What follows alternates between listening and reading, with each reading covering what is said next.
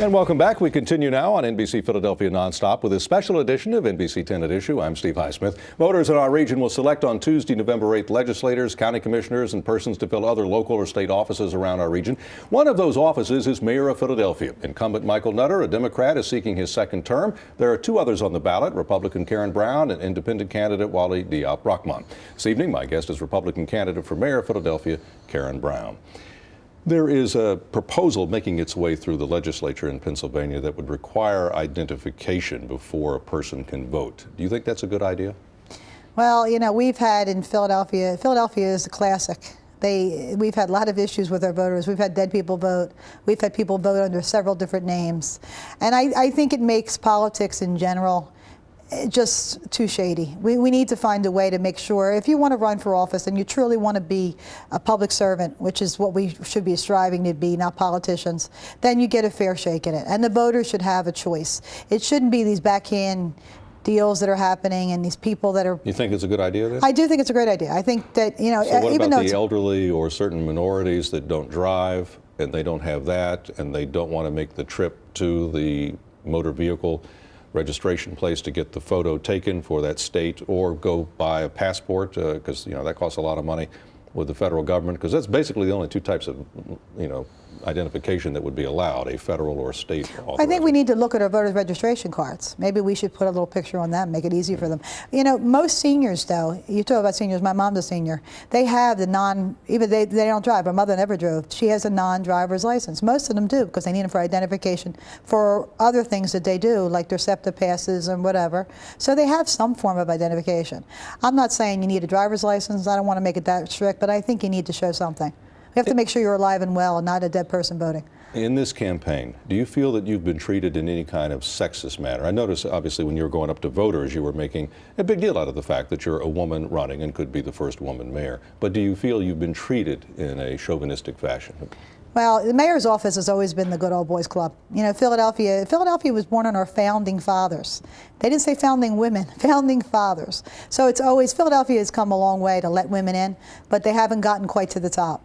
So I'll be the first one when I get in to be at the top. And I'm the first woman to make it this far. You know, there have been other women that have attempted it but haven't gotten this far. So I'm the first to actually get this far. I'm looking 3 weeks from the final stretch. We've never had a woman come this far before. So I think it's a wonderful thing. I have 2 daughters. And you know, when you talk to young girls, especially girls in grade school and high school, they get all excited because they didn't know women could run for mayor. And that shocked me, being a school teacher. It's like they don't believe that they could get that high. And that's a shame, because we're just as capable as any man in the city. But to be clear, you talked about City Hall being the old boys network. Do you believe that any of the other candidates or their campaigns have treated you, or media have treated you that way? Well, I think until Michael Nutter was forced to do a debate, he totally ignored the fact that there was somebody running against him. And media has catered to the men, and they had a debate last night. It was a city council debate and a commissioner's debate, and it was the League of Women Voters. The League of Women Voters did a debate and did not think it was important enough to do a mayoral debate. And there's a woman running for mayor. I was shocked. I'm thinking, what was the thinking behind this? She says, well, you know, we just decided that the mayor didn't want to do another debate. The mayor shouldn't have that option. The viewers and the voters should have the right to ask their mayor questions before they re-elect him. And he should be made to do an open debate. The one on Fox 29 was not open. It was pre-recorded, no audience. The questions were, it was not a live debate. And they aired it during the Phillies game. I didn't even watch it. I watched the Phillies game. And then it was put on again at 1 o'clock in the afternoon on a Saturday. Who saw that? Well, let's switch to schools. We talked about it a little bit. You're a former teacher. The school system, the last few years, the test scores have improved. The latest information out on violence is that it's still a problem, but it is less than it had been. So we are going in the right direction, are we not? No. The graduation rates, I mean, if you look on paper, graduation rates are up. And I'll give you that. But I asked the question and nobody answered. What level are they reading on? If a child graduates and he's reading on a 4th grade reading level, and the newspapers are written on a 5th grade reading level, is that really a success story? I think not. And as far as the crime, would you want to put your kid in a school that you have to go through a metal detector for? I think metal detectors in schools do not deter crime. I think it creates more. Because it tells the kids going in I better be careful because I have to make sure I take care of myself because there's a problem in this school. And it tells the mothers, oh, look where my kid is, I should be afraid. Well, as you know, in the city of Philadelphia, the School Reform Commission runs the school system. What would you do? What could a mayor do that hasn't been done? Well, first of all, being a Republican, and since the governor is Republican, and since the funding and the control of the schools is now with the state, I think I'd have a better relationship than this mayor now. On top of the fact, I was a school teacher for 23 years, so I kind of know more about education than he does. I don't believe we need an appointed school board. I think we need an appointed head, but I think the community should elect a representative to be on the school board that has a relationship with their communities. And we need to fix the schools community by community, not try to do it across the board for the whole city. We need to work with their elected representative to find out what's wrong in their community and go school by school and turn them around. I believe we need more business schools and trade schools. I don't think that we're getting a success story from our graduates. Just because they graduate doesn't mean they're going to be able to do much with that diploma. Are the teachers to blame? No. I think the teachers are actually crippled in this whole situation. They're getting burdened with all the backlash from all the education problems that are going on.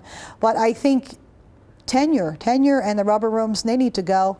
Because when you're keeping teachers in rubber rooms because of tenure, and you're firing first and second year teachers and special ed teachers, then there's something wrong. And the children are not a priority anymore. And we need to make our children a priority. The teachers need to be able to teach, and we need to help them do that. But we need to make sure that our first priority is the kids. Is the teachers union in any respect not flexible enough, the Philadelphia Federation of Teachers? No, the teachers union came after me like I was sticking a knife to the teachers or something. They really were not thrilled with me because I mentioned the word rubber room and I mentioned the word tenure. They're like the secrets of the teachers.